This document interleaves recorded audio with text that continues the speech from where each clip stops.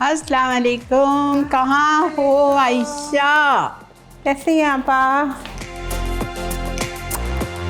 ठीक ठाक। ठीक, आप कैसी हैं? अल्लाह का शुक्र। बहुत खुश हुई आप आई।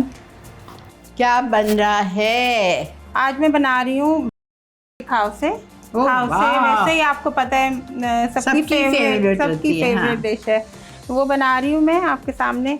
और कुकिंग शुरू करने से पहले मेरा असर आ गया, प्रिपरेशन तैयार रेडी। तो आपके शागिर्द हैं आप, आपसे सीखे हैं सब कुछ, सब तो आप ही का है सीखा हुआ। और आपके सामने कुकिंग करना इजी नहीं है, फिर भी नहीं कोशिश करूँगी पूरी।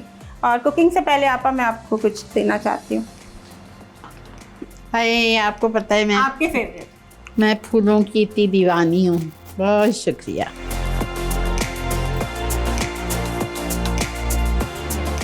जज़ाकल्लाह जज़ाकल्लाह।